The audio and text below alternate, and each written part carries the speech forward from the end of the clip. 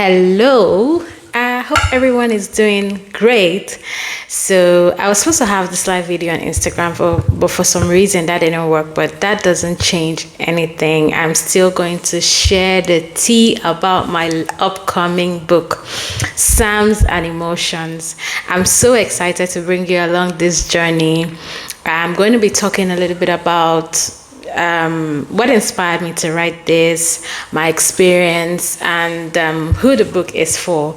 Now, we'll be having a couple of all these sessions up until the time leading on to when the book will be released. And the book will be released this August. I am not going to give you a date today, but I will give you a date when it's available. And it will be available everywhere that books are sold. So don't worry. As far as you're on the earth, you'll be able to get a copy of Psalms and Emotions. So I just realized, well, I didn't just realize, but while I started to write this book and from my own experience as a person, many times we've been trained to just get on with it, or will I say we've been forced? But many of us live our lives just getting on with it, do what you have to do, when you have to do, and even when things happen that shake us to our core, we tend to just get on with it. Now, it could happen in different ways. This is my experience. For some people, whatever it is that happens brings them to a stop, and, they start to they become that experience. So the interesting thing about life is that there will be good experiences, there will be bad experiences, but those experiences don't make us in the sense that we are not the experiences we have, and whether they are good or bad, we are meant to live through them and continue. One of the things that changed the most is actually our emotions, and they are transient. And I think that the changing nature and the fact that it's very subjective depending on each person makes a lot of people think that, well, this is, if you're not being logical, if it's not based on any kind of defined logic, then it's secondary. But what happens is that we keep stuff back, pushing it to the back, and it gets to the point where one day you just snap, right? So that is one extreme. So those kind of experiences put together, I found myself in a position where I needed to walk through some very difficult emotions, and I found that I was struggling to put a name to it. So as opposed to the kind of people that sit with the experience and stay there, I was on the other extreme of moving very quickly from whatever experience it is. So if it's a pleasure, if it's maybe something to be celebrated, oh yeah, we'll celebrate it and move on. Sometimes I would actually skip the celebration and just say, yeah, let's move on to the next thing. While you have people on the other hand that keep on celebrating something over and over again, and we get stuck. So the point is that we go through life, and as far as you're on this earth, if you haven't yet experienced anything that will shake you, you will. That's part of things that makes us humans. So from that experience, Sounds and Emotions was born. Now, at this point in time, I was grappling with understanding what exactly was going on, not physically, but emotionally. So I would say, I talk about it in the book where I talk about different ranges of emotions more commonly felt by people, many that I've experienced. And there's a part where I do a personal reflection and linking it. But I found myself reading the Psalm. So talking about the title, Psalms and Emotions, right? I've talked about emotions part. And the thing about emotions is that they can be so profound, and they can have a physical effect on a person. And many times you might read some books where they talk about that. There are so many books that I read in the past that talked about that, but having to live through it as a person and recognize that this is actually happening, and it's happening to me, and it's real, and it's happening to so many other people that I know, but we've just tied it down to mean something that is not, or something that it is, but that doesn't actually capture it holistically. And you try to walk through some certain healing, but because you've not actually gotten to the root of what is wrong, it just kind of, it's more or less like putting a band-aid over something that should be stitched, and then something happens and you get back to it. So during this time, I started reading my Bible, and I started reading Psalms. And, I was so moved by the way that, David goes through his emotions, like he goes through everything, in a Christian space, many times when you really want to talk about how you feel or what's happening, it's always a case of, well, you don't, of course you don't want to spend time agonizing. I did talk about the extremes at the beginning, but you want to explain and talk about what's happening with the hope and the assurance that you're going to come out of it, because that is what the Word of God says. So it's almost like people have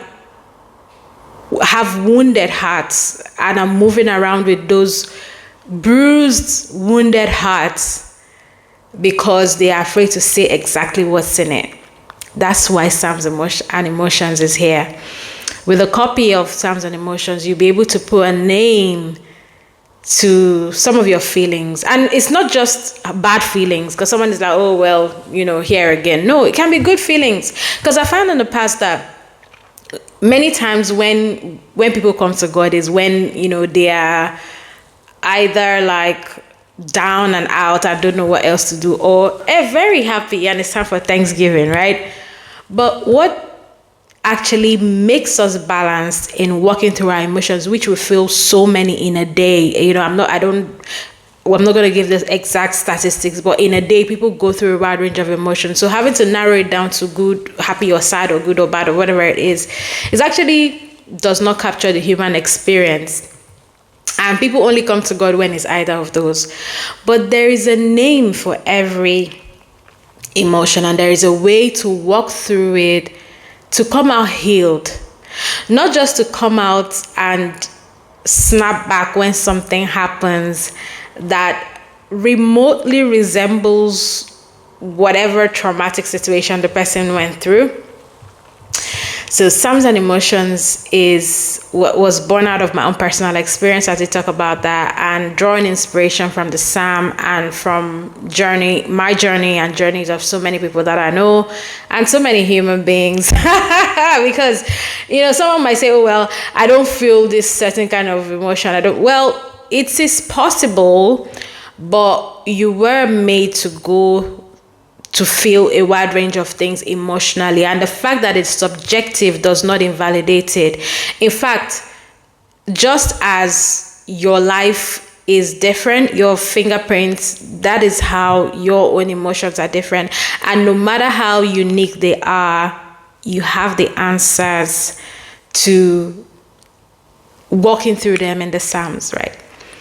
So another person, I had some questions coming before the live was cancelled. So the first one was what inspired me to write the book, which I have talked about. I'm going to stop there on this inspiration for now, because I can keep going on and on about it, and I'm not about to tell you what I what I wrote in the book, because you've got to buy a copy for yourself. So the Psalms basically teach us about emotional expression, and if you already express yourself emotionally, you want to be able to know that you are not the emotion that you feel. You can walk through them and come out on the other side, and no better way to do it holistically and truly than with the scripture, because that is where our ultimate design comes from God. So somebody used to ask me a question I got earlier. She said, is this book just for women? The answer is no. Psalms and Emotions is for everyone that can read and is old enough to invest in some kind of personal development, growth, healing, improvements, life in general. So it's not just for women. We all go through a wide range of emotions, and we all have past events and situations that we might not actually know why we behave in a certain way, and these actually influence our daily lives. So as far as you're a person walking on the surface of the earth, Psalms and Emotions is a book for you.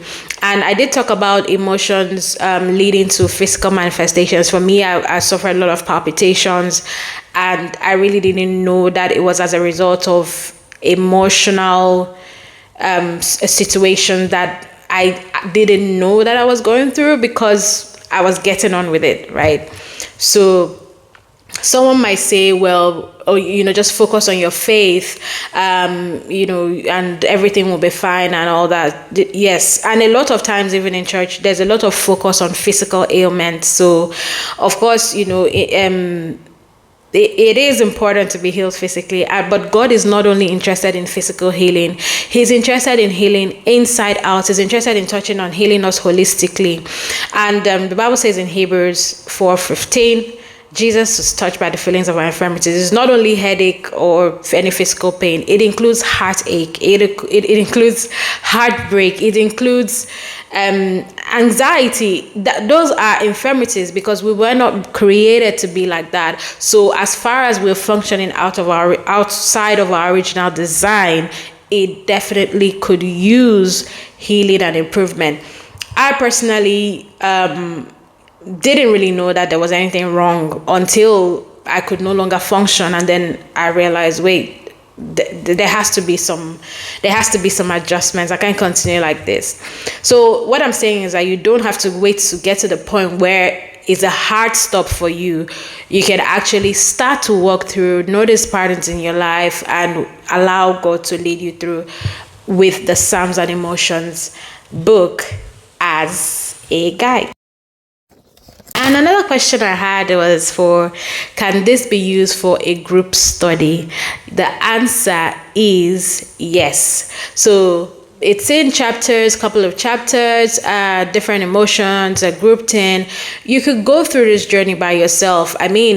Or you could go through it with a group of people, go through the chapters. There are also some journal questions that you can take time to reflect on. So there is no right or wrong way to use the book. It's just for you to take the book, look through it. You can read it from cover to cover if that's what you want, or you can take it chapter by chapter, break it down, meditate on it, discuss with your group. If you've got a book club, it is one of the perfect things for any journey of improvement and healing. And there are so many things that are the style of the writing is one that captivates anyone that can read, really.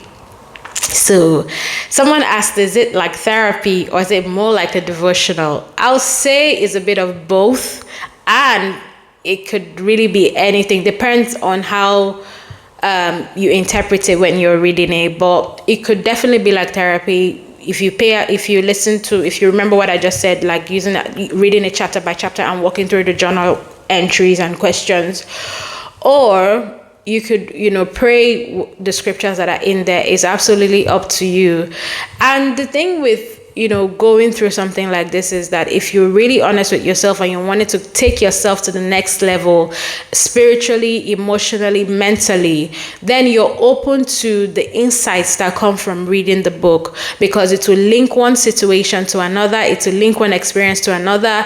And then now here's the thing, talking about emotions that are exciting, like love, and all the likes, I realized a lot of times that when stuff that is good happens to us, we try to go and celebrate it outside, however it is we want to celebrate. And then when things go awry, you remember God, right? On the other hand, it could be, you could feel like these emotions are too heavy and I don't want anybody to see them. Many of us live like that. I lived like that as well, in the past. And sometimes you don't want anybody to ask you what it is that is going on. So you kind of put up a brave face, and then at some point in time, you actually forget what was wrong. So now you're not only hiding it from those around you, you're actually hiding it from yourself. And what happens is that it eats away some parts of your soul, because it's like you develop a kind of thick skin, and then it just keeps on going. But even if you hide it from everyone around you and succeed in hiding it from yourself, there is no need to hide it from God. God is interested in your emotions. They are not inconsequential. As a matter of fact, some certain kind of prayers, you do need to feel some emotions to pray them in the first instance. Not that you should wait until you're emotionally charged to pray, but let's take a leaf from Jesus's life, right? He was moved with compassion and healed. Compassion is an emotion. So if it wasn't important, then it wouldn't have been recorded. So I don't know how I got here, but the last question I have here before I wrap up. Will it help someone who feels numb or emotionally distant? Absolutely. I did share from my personal journey in the book as well. And today I was saying, sometimes we can get so good at hiding things from ourselves that we forget, and we actually don't feel them, and we just keep moving. Especially in a world that is so fast paced, everyone is just doing one thing or another, and we just keep on doing because we have to do. And then if you don't, as I heard someone say, if you don't pick a time to rest, your body will pick it for you, right? So it's the same thing. If you don't pick a time to unburden your heart, if you don't pick a time to take the things that bother you to God, something will stop you in your tracks, and you will still have to find a way, or you just struggle through. I mean, many times we don't actually realize we're struggling because we are used to carrying stuff.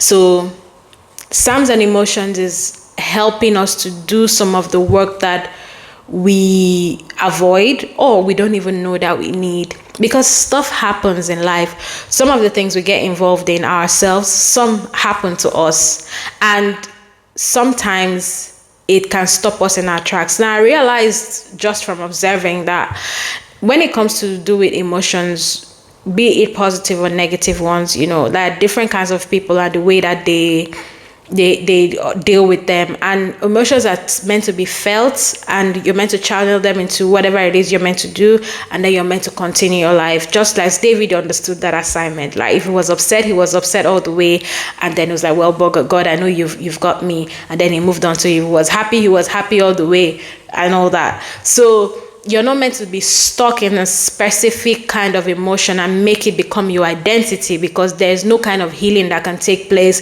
and you cannot move on to the next stage in your life, because forgetting the things that are behind. God is always moving. Remember not the former things. So yes, whatever it is that emotion is meant to ignite in you, whatever action is meant to spur, whatever direction is meant to steer you towards, all well and good, but keep moving. And that's what Psalms and Emotions will do for you, help you walk through it. Some that you already know that you're dealing with, some that you don't know, how to process your happiness, a love and a longing that you don't know about, and all whatnot.